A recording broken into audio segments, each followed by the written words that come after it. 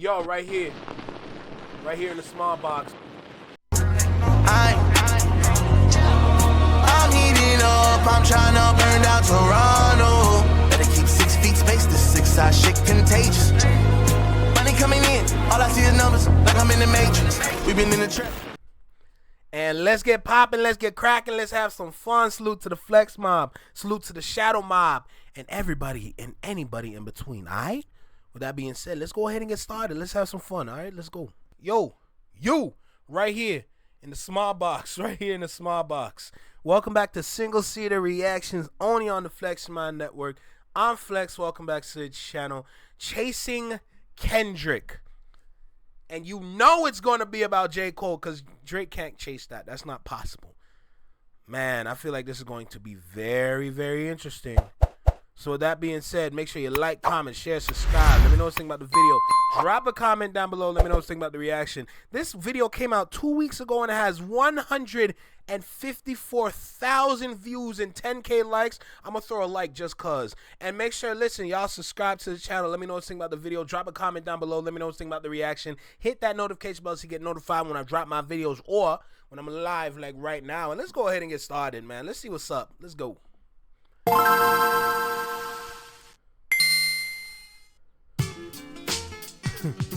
Before there was considered a big three, there was kinda a big two. Kinda. And though Drake was very much reluctantly looked at as the leader of the new school, the antithesis to that once upon a time was a... I know I said I was going to let the video fly, but just hear this part for a second. ...of the new school. Drake being the leader of the new school, knowing that this is not a leader. Just because your music charts and you're getting money from it doesn't necessarily mean you're a leader. Because as far as I see it, we see him in his leader role right now, and it's not looking good overseas. The antithesis to that once upon a time was a J. Cole. After the viral acclaim of his mixtape trilogy, the Come Up, the Warm Up, and especially the cult classic Friday Night Lights, Cole was shaping up to be a contender for the throne of his generation. A conscious storyteller with a knack for vulnerability and real-life messages who managed to ironically become one of the most commercially successful artists of his generation. Just behind Drake. Well, you know, besides Nicki Minaj. This is primetime Young Money era. She don't even wonder, cause she knows she bad. And I got a nigga. Grocery bag. Baby, man, I ain't gonna lie. Bedrock was a track. Now, I don't know about y'all in the chat, but for me, especially in my generation, when we first heard Bedrock around here, we ate this track up. Every function, every party, every hotel party, every time we had something going on, we played this song. This song, Pop That, man, just the throwbacks. Not good. But really, since coming into the industry under Jay-Z, J. Cole was one of the biggest rappers of this new generation. Hip-hop is competitive. From about 2010 to 2012, it was Drake versus J. Cole that the blogs liked to pit against each other. And they'd even feed into the hype sometimes with a few subliminals of their own. Seamless transition, I'm the new Fresh Prince, getting pennies for my thoughts. Rappers claiming they sick, I heal niggas for good. A couple y'all ain't took a field trip to the hood. Hey, me, I'm Fresh Prince, I'm Will Smith to the hood, baby. No, the hell you're not. Ain't saying names, but we not the same. All that money in the fame don't change the fact that you lame. But you know how the story go. You done shot my style, you done stole my flow. You done seen me out, you can know hello. And you wonder why, man, you know. But it never escalated to a point where it became more than just a subliminal competitive rivalry. They ended up collaborating to put the beef rumors Don't kill me, Anthony. Grocery bag. to bed with songs like In the Morning and Jodeci Freestyle a little bit later. They even filmed themselves going into a Best Buy and purchasing each other's albums in order to support one another.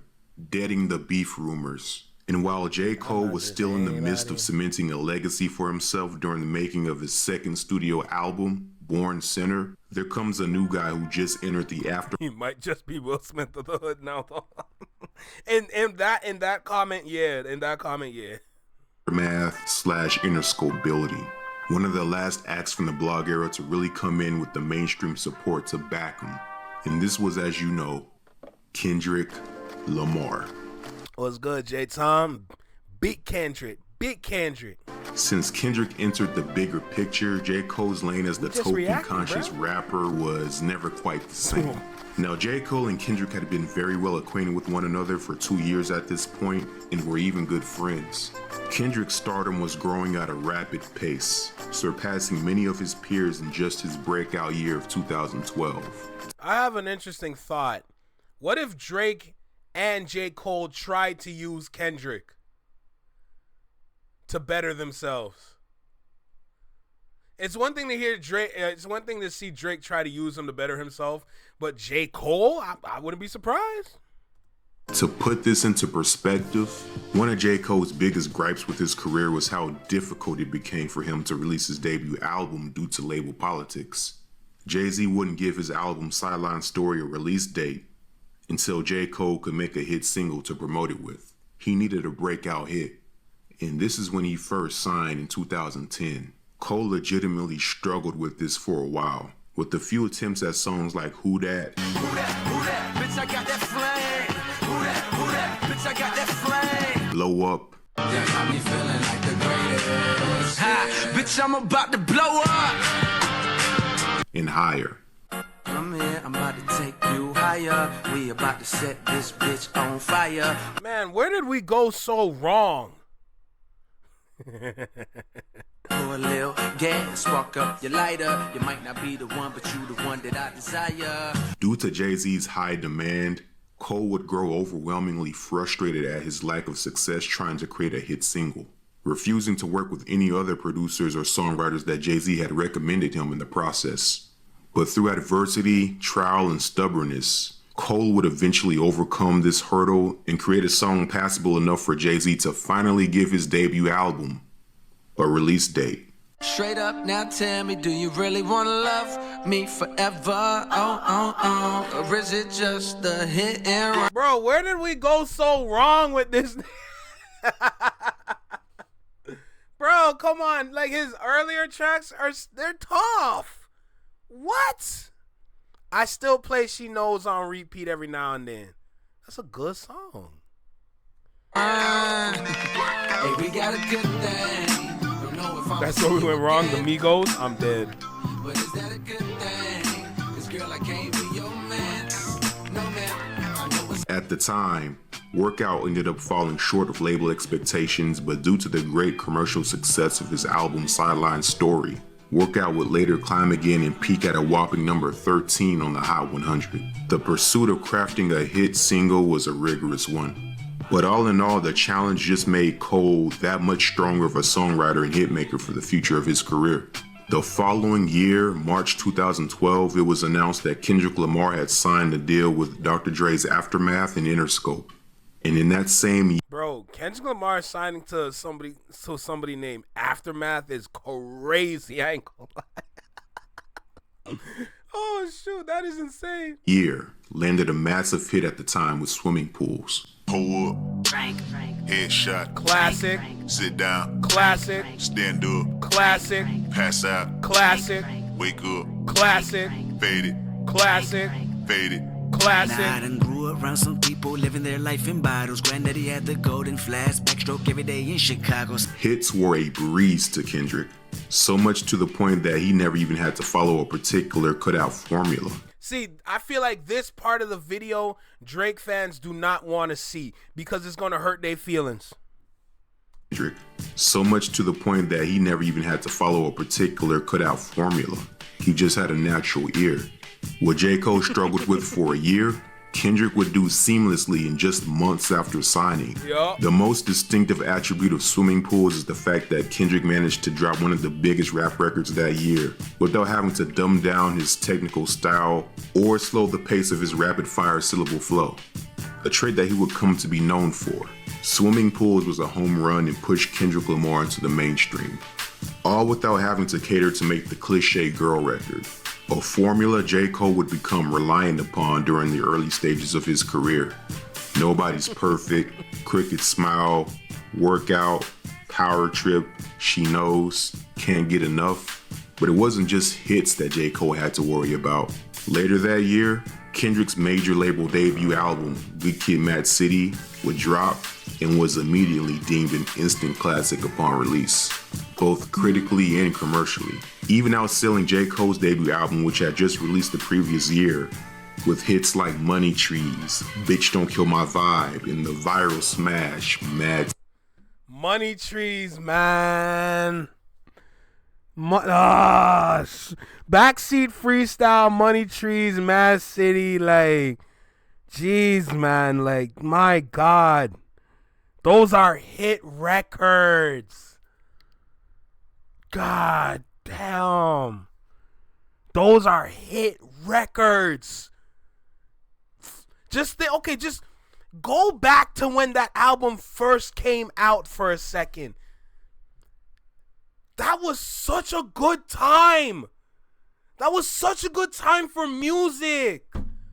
Jeez, man. It was music coming out in that time period was so amazing. My God, it's hard to even reclaim that kind of energy, especially today. Like, Jesus.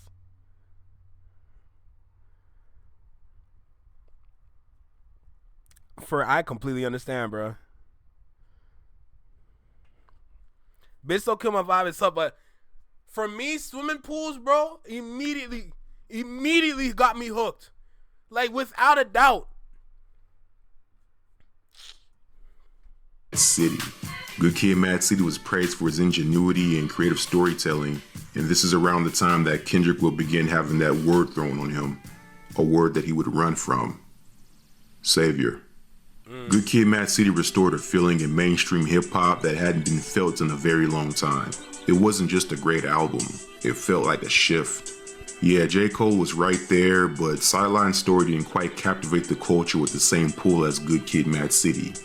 Hip-hop is competitive, as Good Kid will be named Rap Album of the Year by multiple big-name outlets like Complex and Pitchfork. The media pitted Kendrick against Drake. Kendrick was in talks of potentially becoming the best rapper of his generation. Sound familiar? By early 2013, tensions would start to bubble in the rap game when MTV decided to release their own controversial Highest MCs in the Game list, ranking Drake at number 5 and Kendrick at number 1. And as for J. Cole, Cole didn't even make the list. I know he mad. Nowhere to be found. We moved to operation in Cali soon as. Shut up. The violins at the end of the song are heavy. Absolutely. Absolutely, man. Jesus. Real and sing about me. Jeez, man. What? I could tell he was really good at what he did. I just didn't like his flow on the song at the time. Didn't know he had flows for every day of the year. Yo, Furry, don't kill me, bro. But no, that's real, bro. That's real. It's a snowdrop. Oh, stop, please stop arguing about who's the best MC. I think everyone would agree. They know that you're not. I know I'm a short shot. Middle finger poking you in your sore spot. Fuck your list, you lame niggas and doubters. I'm undoubtedly the hottest. Yeah, I'm gonna go ahead and mute that. TV list wasn't going to stop Jermaine. He was just getting into second gear. With his now newfound skill set in crafting hits alongside his newly acquired mainstream recognition, J. Cole would drop Born Sinner, and the album performed greatly. He even dropped it on the same release date as Kanye West's Yeezus, and surprisingly outsold it on its second week, making Born Sinner J. Cole's second #1 album in a row. Born Sinner was definitely a huge step up from Cole's previous album, Sideline Story, and to a lot of fans, his best project to date. But 2013 was equally just as impactful for Kendrick as he would continue to go on a hot feature run with verses on Nostalgia, Fragile, Collard Greens, Love Game, and more, proving himself to be one of the best feature assassins in the game currently. The guy even still is. Literally still is. Jumped on the song with Tech 9 for crying out loud. Not a lot of mainstream rappers are doing that. Nope. But as we know it, everything would change with the release of the infamous Control verse. And that goes for Jamaica, Big Crit Wale, Pusha T, Meek Mills, A$AP Rocky, Drake, Big Sean, J Electron, Tyler McMillan. I got love for you all, but I'm trying to murder you niggas. Trying to make sure your core fans never heard of you niggas. They don't want to hear that one more word from you niggas. Kendrick was already being... Bro, the energy that I feel from that damn verse, man. Like, I instantly just get turned. Like, I'm like, you better talk that ish. Jesus. hyped by every hip-hop forum and rap publication. So by the time Control drops and he flexes to bury all of his peers in the name of competition, it only confirms suspicion. Control wasn't just shock value, it was Kendrick directly addressing the elephant in the room. He was winning, and everyone knew it, including J. Cole. Hip-hop is competitive. This verse became one of the defining moments of 2010's hip-hop and caused what seemed like a million responses from rappers that were mentioned, rappers that weren't mentioned at all. See, I love the fact that people took it the right way. That's what I love about it. This is a competition. This is a sport. Treat it as such. To the individuals that don't understand that, I pray for you guys. Because if you see that the wrong way, what else can y'all see the wrong way? In half of New York. And how does Kendrick follow up on this with the most viral verse in BET history? What are we doing? I'm about to crack the Da Vinci Code. Yeah, and nothing been the same since they dropped Control and took the sense of the rap. Yeah! In his pajama clothes. Ha ha. Jokes on you. High five. I'm bulletproof. The competitive rivalry. That's a bar! You understand how serious that high five is? Jesus Christ! That would spark between Drake and Kendrick would only further leave J. Cole out of the conversation as the third wheel. And while J. Cole had reached a new peak in his career both commercially and in terms of quality, Kendrick had made so much noise that year that ultimately when the end of the year list came out, it was pretty much the Kendrick show. Again, sweeping the 2013 BET Hip Hop Awards for Best Lyricist a second time in a row, MVP of the year, Best Feature Verse for Fucking Problems, and Good Kid, Mad City just made the cutoff date to win Best Rap Album over Born Sinner. J. Cole wouldn't take home a single award that night. Well, except this one award called the Impactful Track Award for Crooked Smile. But truthfully, who gives a fuck? Hip-hop is competitive. Facts. And by this time, Kendrick Lamar wasn't just rookie in the game anymore. He was running the plays. He slid into J. Cole's lane as the mainstream accessible conscious rapper of his generation, and he was... So to all the people out there that are fans of Aubrey, how do y'all miss this information? See, that's where I have to start asking y'all questions. How did y'all not see this? How did y'all forget about this? How did you forget that before this whole Aubrey takeover, Kendrick was running-ish? How did we forget that? How do we forget that he was lyrically better than all of y'all?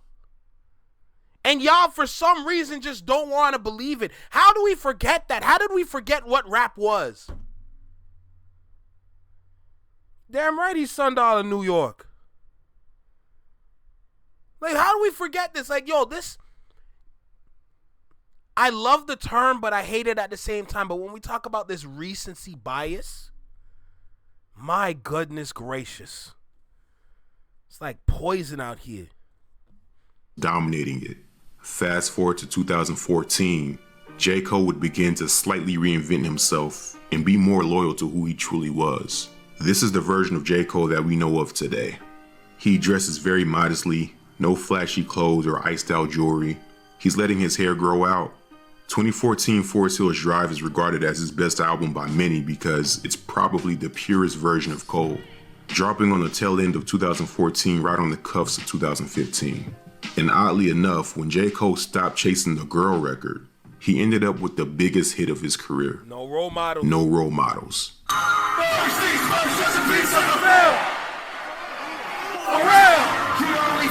Nah, that's That's his best song, and nobody can tell me otherwise. No Role Models is easily his best song. Hands down. You can try and tell me other songs are better. That's the best one. Because they was only checking the pop charts. Facts. Around this era is when you could tell the Control verse had some influence on how Cole was approaching the competitive aspect of rap. Control got a lot of responses from East Coast MCs for claiming the King of New York, so surprisingly, J. Cole starts off Forest Hills dangling the bait that he's actually the best New York rapper.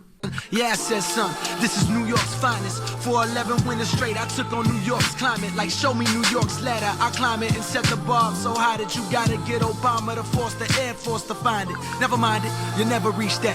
Cole is the hypnotist, control the game whenever he snaps. That's every track. Though this didn't generate the buzz that he was probably looking for. The same track he explicitly name-dropped Drake and Kendrick, positioning himself as the God MC Rakim in comparison. You niggas might be L, or you might be Kane, or you might be Slick Rick with 19 chains, or you might be Drizzy Drake or Kendrick Lamar. But check the birth date, nigga. You ain't the guy. Nigga, Cole the guy. So at this point, Cole definitely set the tone early on in this album, letting it be known that Kendrick isn't the only MC competing. Songs like Fire Squad was probably the most obvious example of the Control influence, with Cole calling out multiple white rappers, claiming they weren't from the culture. He named the song Fire Squad. Come on. History repeats itself and that's just how it goes. Same way that these rappers always bite each other's flows. Same thing that my nigga Elvis did with rock and roll. Justin Timberlake, Eminem, and Macklemore. While silly niggas argue over who gon' snatch the crown. Look around. So why is it that when J. Cole called, you know what, never mind, because I already know the answer. J. Cole calling out Mac Miller, I get it. Why did Goldlink do that, bruh? Why did Goldlink do that? If you know, you know. My nigga, white people have snatched the sound. This year I'll probably go to the awards, dapper down. Watch Iggy win the Grammy as I try to crack a smile. I'm just playing. And then there's the line about him being the best in the West. Fuck the rest, I'm the best nigga out. When I'm back home, I'm the best in the South. When I'm in LA, I'm the best in the West. You can test, I'ma stretch niggas out. J. Cole made it more than clear that post-Control, he wasn't shying away from any competition. He was here to compete. Forest Hills Drive topped the charts at a whopping 353,000 units sold, and it was the biggest first week sale J. Cole had seen yet, cementing him a giant amongst his peers. It truly was a moment. A double platinum album J. Cole, nigga, you with white no too. features. Mostly his own production, and he did it all with no lead single. Just a dedicated fan base. Unless you want to consider his viral protest song that he dropped on SoundCloud earlier that year, Be Free, a dedicated tribute to Michael Brown just days after his death to a fatal police confrontation. This was a really heavy moment. J. Cole, using his platform, shared the many frustrated grievances of Black America at that time, especially during the early formative years of Black Lives Matter. And the sentiment was very much needed.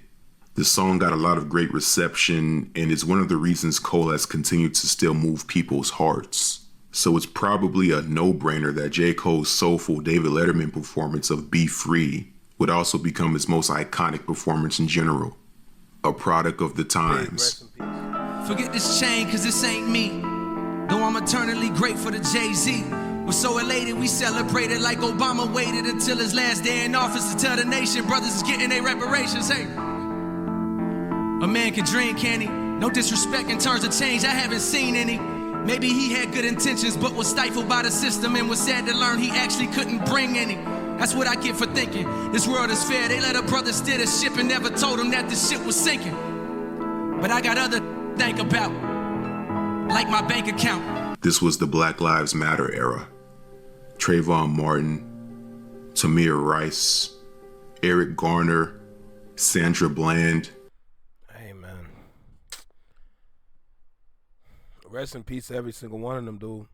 Real talk. One thing. It's tough.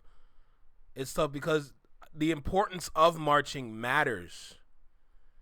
But 2020 when all those senseless killings were happening, man, all those people just unalived. Man, I don't even know how to describe it. I don't even know how to say it in a nice way. It's just, we need some better direction, man. Real talk. We need some better direction. But rest in peace, every single one. Alton Sterling. The 2010s, like many others, was a very socio-political time for Black America.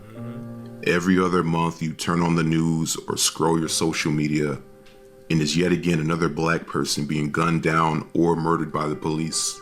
And this is when social media really started to take off. So the voices of Black plight seemed almost inescapable.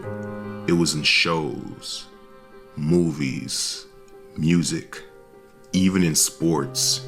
Take Colin Kaepernick's protest to kneel during the national anthem, for example.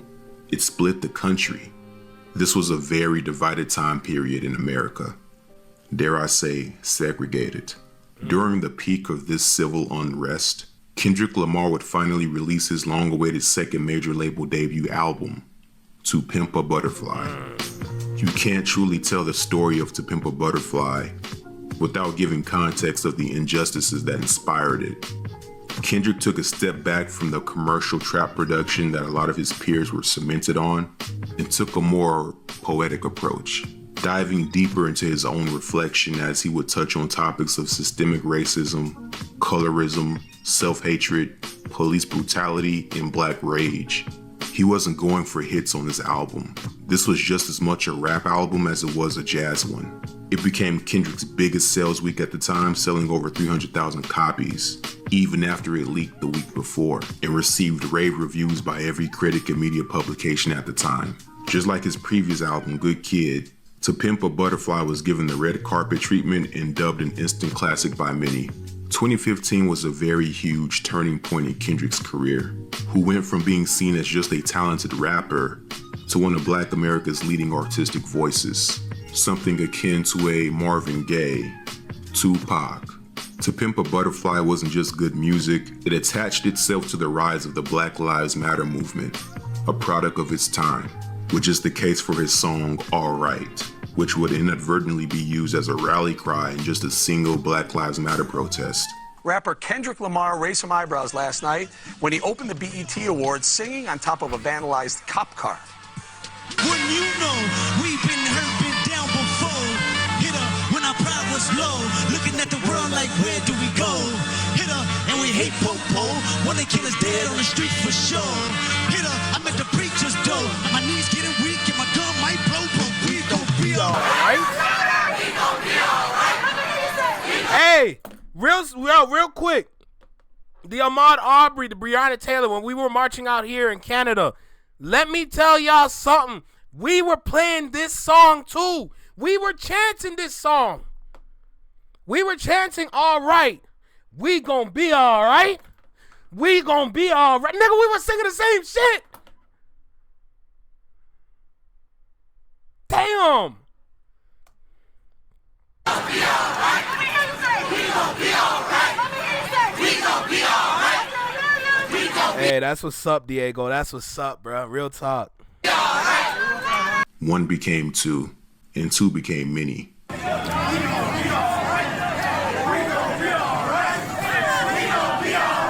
Yup. We gon' be alright. Yup. We gon' be alright.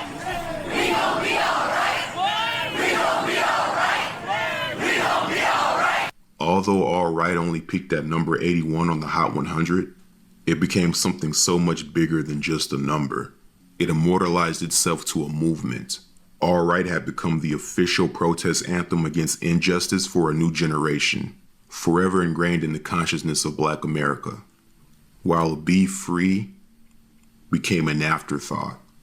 Hip-hop is competitive. Speaking of, who remembers Black Friday? Later that same year, J. Cole and Kendrick decided to do something special. Man said you can't sing God's plans during times like that. Oh, shoot. It really did prove Kendrick's songs were timeless, bro. It really did. That's how music evolves. Like, When the music can apply to everyday life, that's how it can evolve. And witnessing that being used as a protest anthem, there's power behind that. There's real power behind that. You can't play God's plan at a protest. You can't stand up and sing, she says, "Should you love me?" I tell her only partly. I only love my bed and my mom. So you can't sing that at a protest. You can't sing that at a protest. That sorry. Like competitively rap over one another's beats from their latest albums as a way to promote their rumored collab album. Cole choosing All Right, Kendrick choosing Tale of Two Cities. This was another big moment, especially since there's a lot of overlap between Cole and Kendrick's fan bases. And as viral of a moment this is, this was yet again another moment where Kendrick would absorb all the spotlight, leaving J. Cole's performance over All Right in the dust. You can check the views yourself on whose verse people go back to more. All Black Friday did was confirm the roaring, inescapable narrative that J. Cole had been fighting since 2012. Kendrick better. Year after year, K-Dot was proving himself to be the best rapper in the game. And if there was a debate before, after Black Friday, the gap between the two was undeniable. Kendrick was no longer competing with Cole. Drake was his real rival.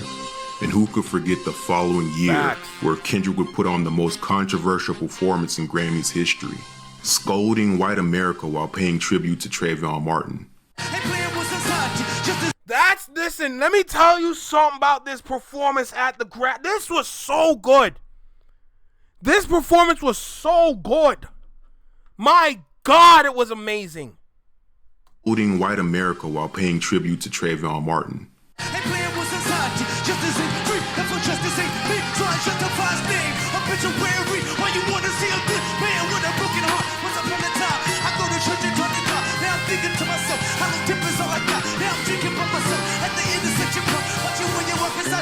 You threw your briefcase along the couch. I plan on keeping through your damn tour born now.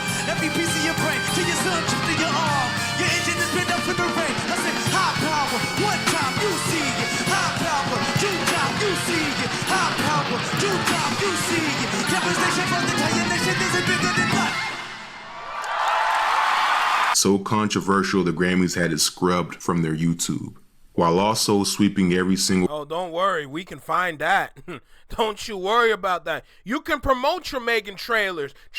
You can promote your Ed Sheerans. You can promote your Taylor Swift. You can promote your Bruno Mars and and Mark Robinson or whatever the damn name is. You can promote all them people. You can't take away that from us. We gonna find that performance now. Don't get it twisted. You tried and it didn't work. Best performance they ever had in their life, and be honest. Rap category. The white audience was definitely shook. They were not prepared for what Kendrick was going to do on that stage. Including best rap album over Forest Hills Drive. We are definitely Kendrick was becoming a real threat. Someone who had... Tiff, we are definitely enjoying this video. We appreciate you, by the way.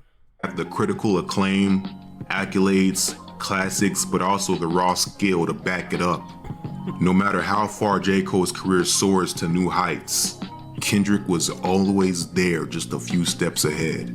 Goku and Vegeta. Towards the end of 2016, on the 2-year anniversary of Forest Hills, J. Cole would release his 4th studio album to everyone's surprise, For Your Eyes Only, followed by the Lucy Everybody Dies.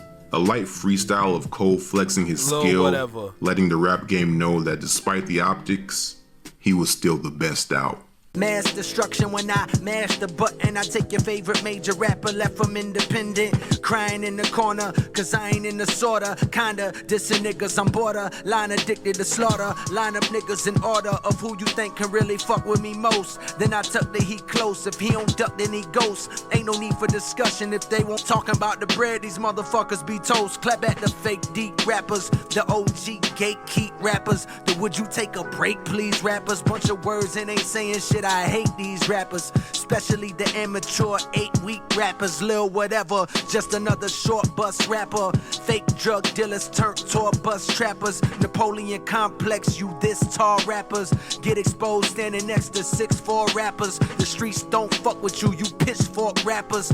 Chosen by the white man, you hit store rappers.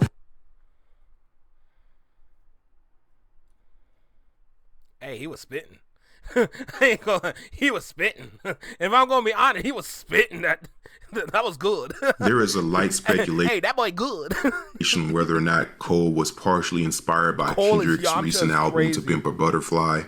Given the black and white album covers, acoustic jazz production, long-form storytelling narrative throughout the track list, and the literal title track For Your Eyes Only being J. Cole's version of Sing About Me. But overall, For Your Eyes Only was received well and landed a pretty successful hit with neighbors. It's commonly placed among some of J. Cole's best bodies of work. Surprisingly, Cole reached another milestone 6 years into his mainstream career. See, Quickie, that's it. Literally, if you want to start J. Cole's downfall story or his fall off story, you started with the interview that he had with Lil Pump. Why? After what you said, forget everything else. After what you said, why did you think it was a good idea to sit down with this piss poor rapper? Just because he has a hit song called Gucci Gang doesn't mean you get to sit down with this dude. Why are you coming down to his level? You said you the rap god, nigga. Why you come down to his level for? That's the dumbest shit I've ever seen in my life. Selling nearly 500,000 copies first week. Tough. Even when critics tried to remove him from the conversation, J. Cole was an immovable object. But Kendrick was the unstoppable force. Facts. 5 months after For Your Eyes Only, in 2017, Kendrick Lamar would drop his commercial blockbuster with Damn, cementing him into top 10 territory and crossing him over into J. Cole cannot catch a break even if he wanted to. Stardom, with his lead single Humble becoming the biggest rap song that year, peaking at #1 on the Hot 100, making Kendrick the only other rapper of his generation alongside Drake and Wiz Khalifa to obtain such a feat. This is when the Kendrick-Drake comparison shot to new heights. Damn would outsell Drake's More Life that same year, bringing in a jaw-dropping 600,000 units sold its first week, proving that— And that's units. That is units. That's a lot of money. Jesus Christ. That Kendrick could also compete with Drake at his own game.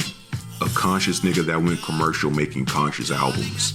Damn would end up sweeping the Grammys once again, winning Best Music Video at the VMAs, and even unlocking a new achievement in hip-hop, with it being the first rap album to receive a Pulitzer Prize.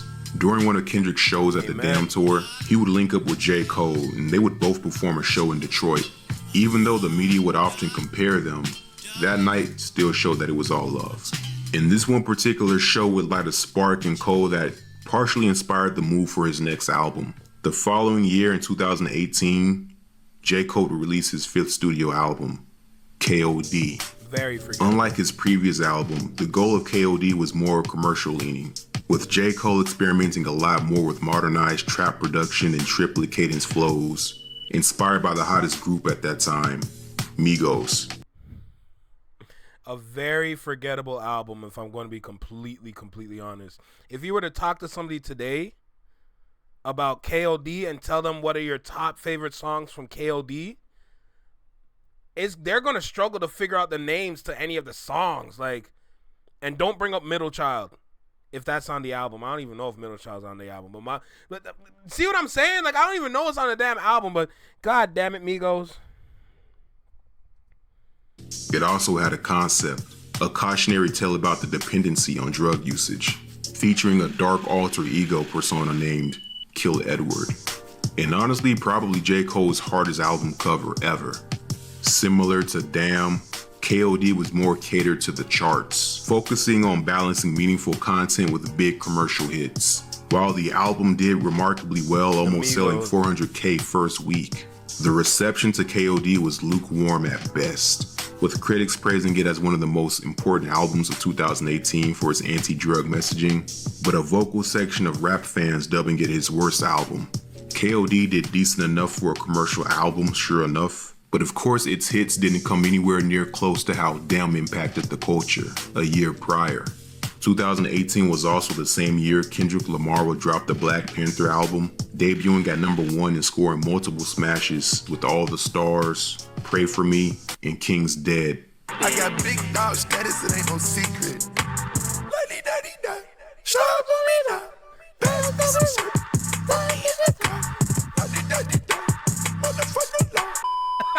With J. Cole once again losing Album of the Year at the 2018 BET Awards, to Jay-Z for Everything Is Love, and Lyricist of the Year yet again to Kendrick Lamar for the 6th consecutive year in a row. No matter where you turn, the internet, the media, the people, the narrative was loud and clear. Kendrick is better. Cole started off his career competing with Drake, and now he's chasing Kendrick. He was beginning to realize that no matter what he did, he'd never get the same artistic recognition as Kendrick Lamar.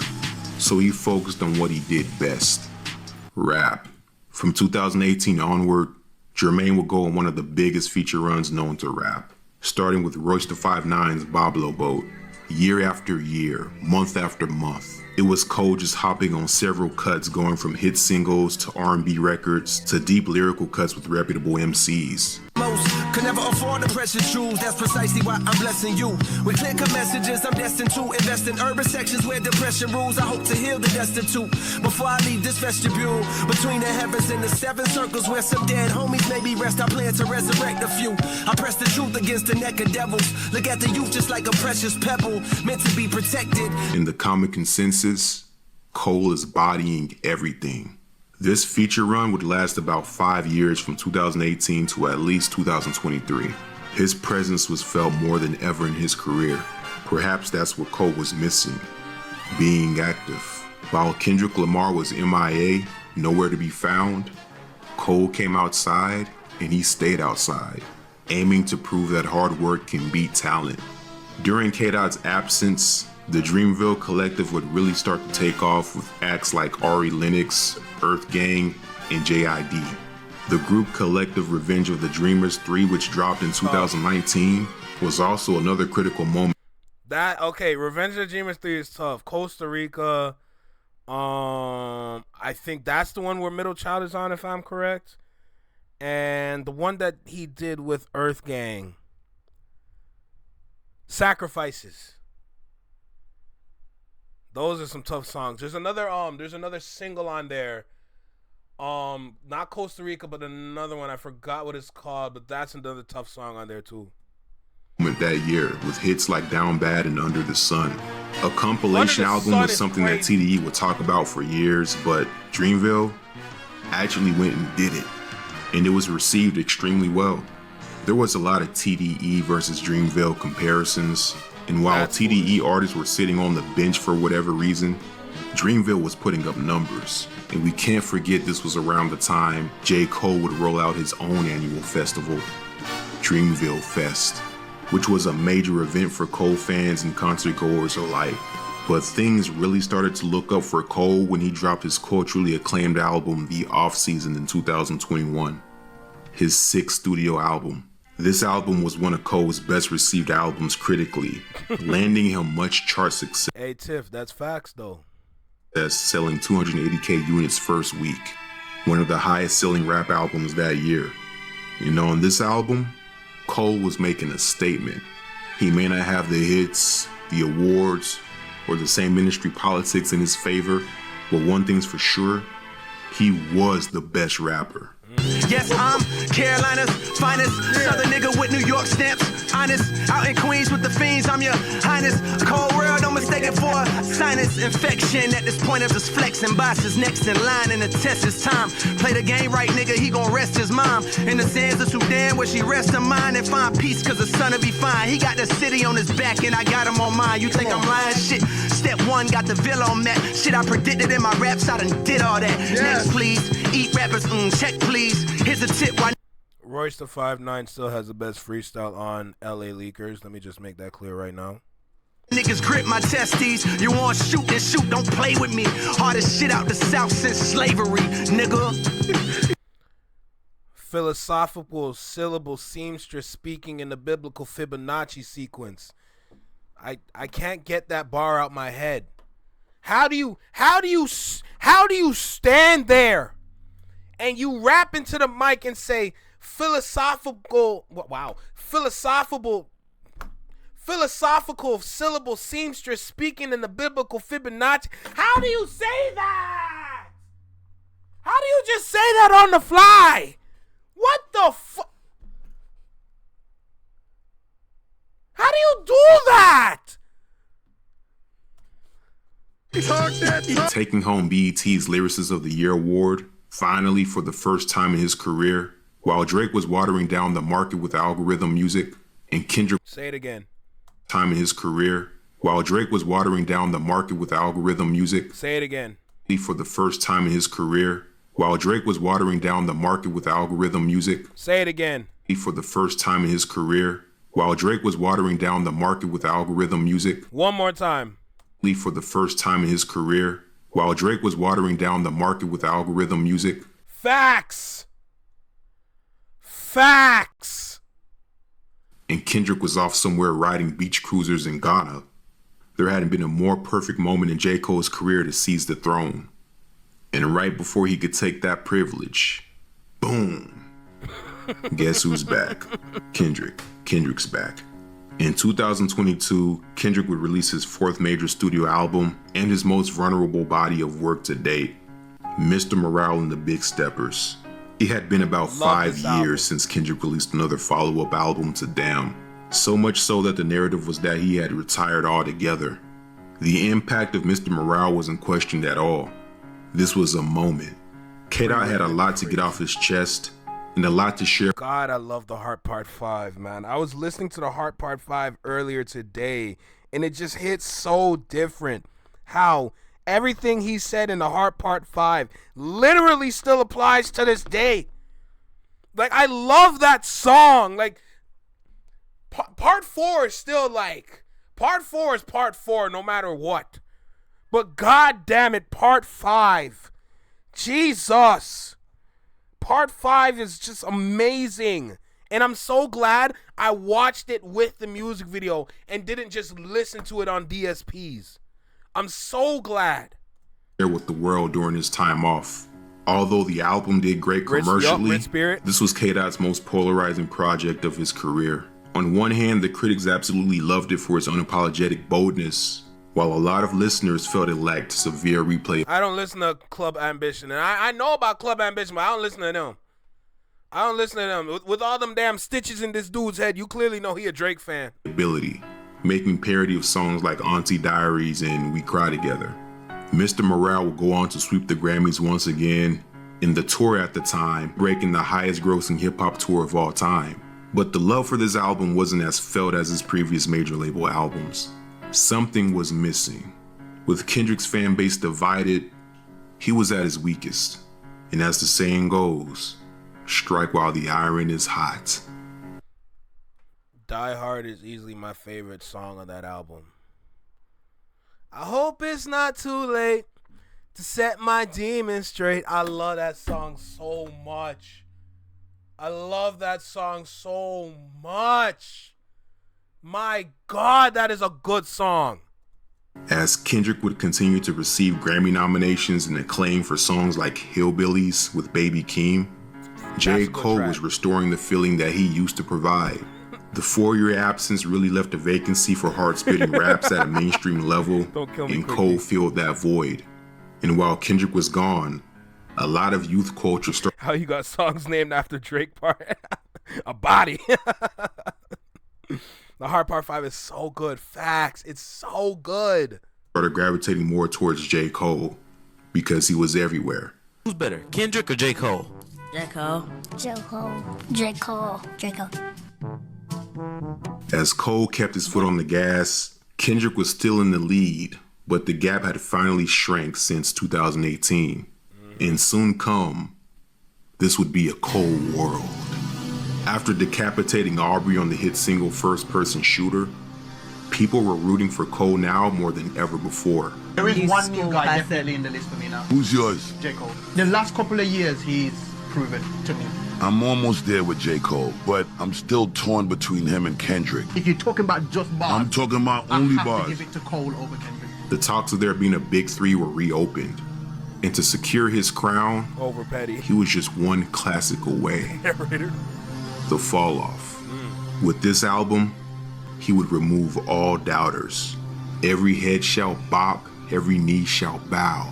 He'd finally have his turn on the throne, something he's been chasing since 2010. And before he could take a step any closer.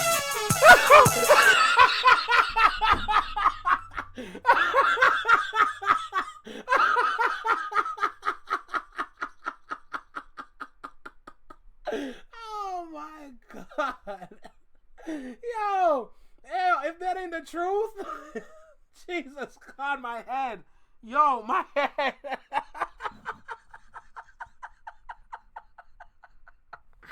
Yo, my head hurts.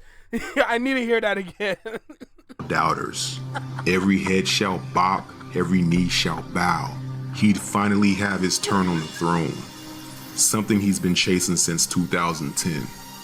And before he could take a step any closer.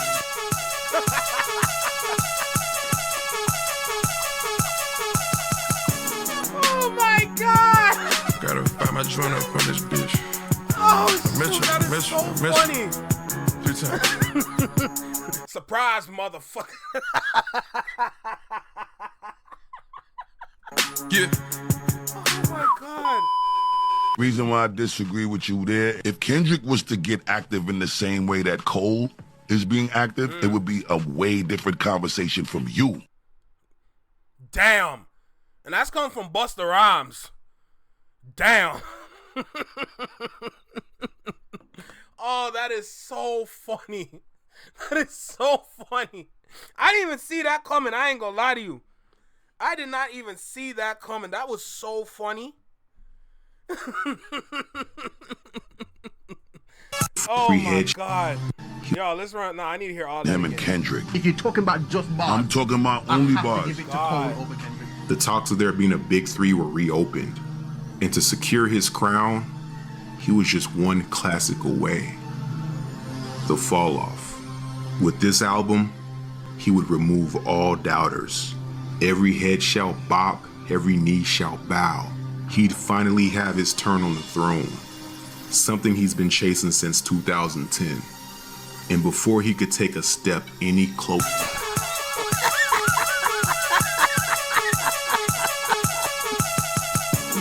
Oh my God. Gotta find my joint up on this bitch. I miss you. 2 times. Yeah. Reason why I disagree with you there, if Kendrick was to get active in the same way that Cole is being active, it would be a way different conversation from you. Damn. Damn. Damn. Motherfuck the big three, nigga. It's just big me. Nigga, bomb. Oh my God. That is actually so funny. Oh, that is so funny. Oh my God. My head hurts. Oh, you know when you just laugh too hard, like your head just starts to hurt, bruh? My God, my head hurts right now, yo. Holy, that was so good. That was so good, man. Wow. Yo, shout out to Tiff for the video, man. Phenomenal video. Jesus. It really is a great ending, man. He really did 2 birds with 1 stone. Like this guy, like that's actually crazy. This man literally could have ended their careers whenever he wanted to. Like, think about that for a second. This man, what the hell are you, bro? Are you like freaking Goku or some shit, bro? This man's been holding back the whole time. And when he said, forget about it, let's just go. Bro. Oh my God, bro. I think in this moment, like I just go back to the verse on Chains and Whips, the bar. Therapy taught him how to open up, but therapy also let him know he don't give a fuck. Shit, that is a good bar. God damn. That is a good bar. My God, that is such a good bar. Man was being nice the whole time. Just think about that for a second. Hey, Tiff, you right. Tiff, you right. Damn. Just think about that for a second, bruh. Damn. That is crazy. Man, this was a phenomenal video. Salute to Tiff for sending this in the Discord. I appreciate you. This was great. It's definitely a long video, yes, but man, this video was filled with nothing but information. You let them eat until they feel entitled for a meal? For real, bro. For real, no cap. Damn, what time is it? Damn, almost 8? Jesus. Almost 8. Wow. What a video. What a video. I love it. I don't live in present tense, so just over a Daytona. Girl, my life been like a kid drama. Walking to. Bye, have a beautiful time.